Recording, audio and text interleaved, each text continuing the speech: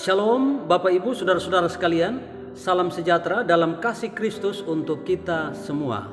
Tak lupa saya juga mengucapkan selamat menyongsong Paskah bagi setiap umat Kristiani di mana saja berada. Jumpa lagi bersama saya di Pedoman Hidup Kristiani, dan kali ini saya mau mengajak kita untuk sama-sama merenungkan firman Tuhan terkait dengan keunggulan atau kebesaran Yesus Kristus.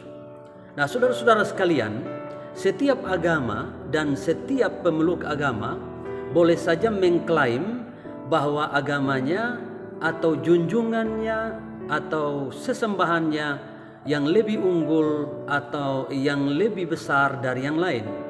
Tapi kali ini saya mau menunjukkan kepada kita bahwa Yesus Kristus yang diimani di dalam Kristen jauh lebih unggul dari siapapun juga. Nah, dari mana buktinya? Tentunya dari dalam Alkitab. Nah, oleh karena itu hari ini saya akan menyampaikan kepada kita semua bukti-bukti Alkitab terkait keunggulan Yesus Kristus yang tidak dimiliki oleh junjungan atau sesembahan manapun. Minimal ada 5 bukti keunggulan Yesus Kristus yang saya sampaikan kepada kita hari ini. Keunggulan Yesus yang pertama adalah bahwa Yesus itu Allah yang benar. 1 Yohanes 5 ayat 20 Alkitab berkata, "Akan tetapi kita tahu bahwa anak Allah telah datang dan telah mengaruniakan pengertian kepada kita, supaya kita mengenal yang benar dan kita ada di dalam yang benar, di dalam anaknya Yesus Kristus. Dia adalah Allah yang benar dan hidup yang kekal." Nah, saudara, menurut nats ini, Yesus Kristus itulah Allah yang benar. Saya percaya bahwa Allah yang benar itu tidak mungkin ada dua. Ya, hanya ada satu Allah yang benar atau Allah sejati. Dan kalau Yesus Kristus itu adalah Allah yang benar, maka di luar Yesus atau selain Yesus bukanlah Allah yang benar.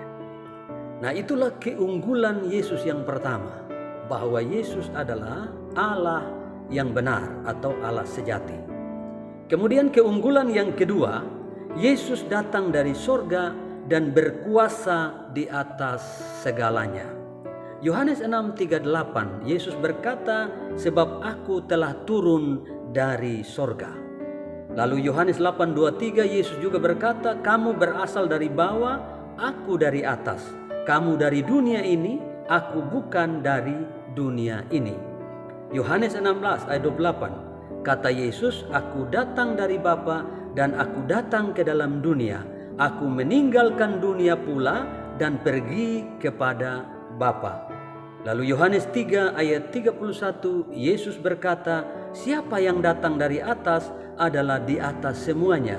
Siapa yang berasal dari bumi termasuk pada bumi dan berkata-kata dalam bahasa bumi. Siapa yang datang dari sorga adalah di atas semuanya." Nah, saudara-saudara sekalian, ayat-ayat ini membuktikan bahwa siapapun saudara, baik rasul, nabi, orang hebat, orang besar, kita semua berasal dari dunia, tapi tidak dengan Yesus. Yesus berasal dari atas, dari sorga atau dari Allah. Karena itu Yesus berkata, siapa yang datang dari atas, di atas semuanya. Nah, kemudian Matius 28 ayat 18, Yesus juga menegaskan di sana bahwa segala kuasa baik di sorga maupun di bumi ada di dalam tangannya. Jadi siapa yang terbesar di sini? Siapa yang lebih unggul di sini? Tentunya Yesus Kristus. Keunggulan yang ketiga dari Yesus adalah Yesus pencipta segala sesuatu.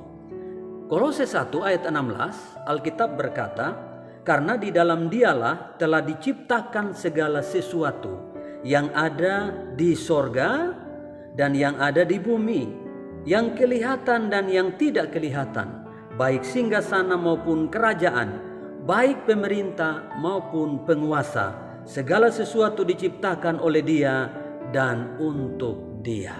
Saudara, secara harafiah kita menemukan di sini ada 3 kata kunci. Yang pertama, segala sesuatu diciptakan di dalam Dia. Lalu yang kedua, segala sesuatu diciptakan oleh Dia. Dan yang ketiga, segala sesuatu diciptakan untuk Dia. Nah, saudara-saudara sekalian, dari ayat ini kita lihat Yesus telah mengambil semua tempat yang terutama, terhormat, terbesar, dan teristimewa. Nah, karena itu tentunya tidak ada yang lebih unggul daripada Tuhan Yesus. Karena Alkitab berkata Yesus adalah pencipta segala sesuatu. Kemudian keunggulan Yesus yang keempat adalah Yesus memberikan hidup yang kekal. Saudara sekalian, nabi dan juga rasul atau hamba Tuhan manapun hanya bisa mengajarkan hidup yang kekal. Hanya bisa menunjukkan hidup yang kekal itu seperti apa. Tapi tidak dengan Yesus. Yesus itu memberi hidup yang kekal. Nah, saudara, Yohanes 10 ayat 28, Yesus sendiri berkata, "Dan aku memberikan hidup yang kekal kepada mereka, dan mereka pasti tidak akan binasa sampai selama-lamanya, dan seorang pun tidak akan merebut mereka dari tanganku." Wow. Saudara-saudara sekalian, tidak ada seorang pun yang bisa memberi hidup yang kekal kepada manusia kecuali Yesus saja. Karena itu di dalam Yohanes pasal 14 ayat 1, 2, dan 3 Yesus berkata, "Percayalah kepada Allah dan percayalah juga kepadaku," kata Yesus. "Di rumah Bapakku banyak tempat tinggal." Seterusnya dia katakan, "Sebab aku pergi ke sana untuk menyediakan tempat bagimu. Dan jika tempat itu sudah tersedia, aku akan datang kembali untuk menjemput kamu ke tempatku, supaya di tempat di mana aku berada, di situ pun kamu berada." Lalu di ayat yang ke-6 Yesus berkata, "Akulah jalan dan kebenaran dan hidup.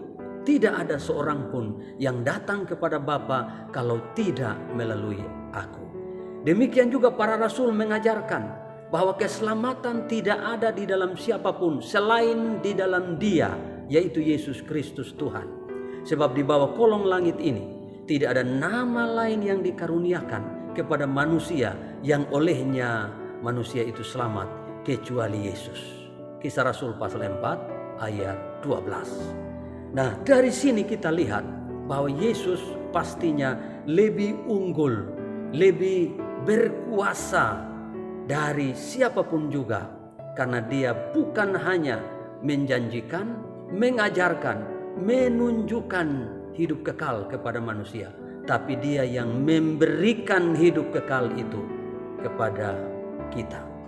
Kemudian keunggulan yang kelima adalah Yesus itu hakim bagi semua manusia. Yohanes pasal 5 ayat 22, Yesus berkata, "Bapa tidak menghakimi siapapun, melainkan telah menyerahkan penghakiman itu seluruhnya kepada Anak."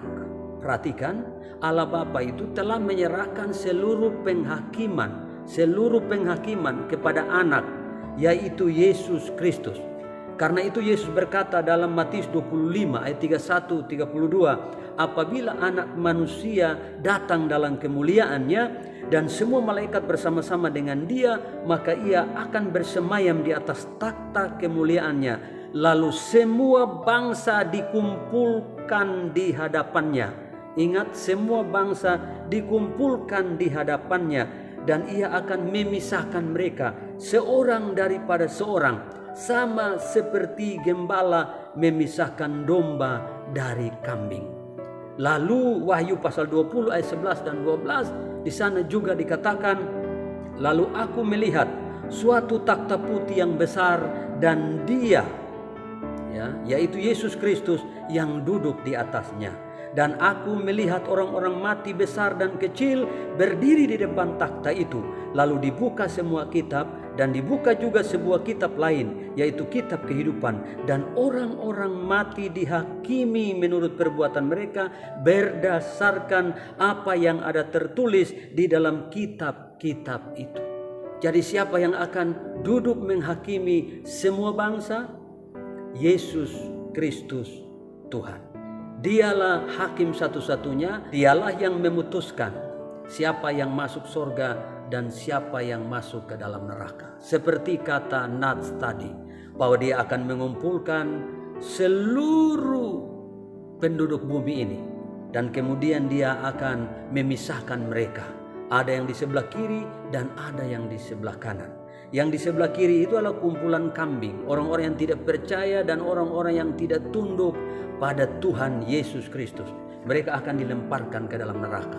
Sementara kumpulan domba itu adalah gambaran tentang orang-orang percaya, yang setia, yang taat, yang dengar-dengaran kepada Tuhan Yesus Kristus. Mereka itu akan berbahagia di dalam kerajaan sorga selama-lamanya.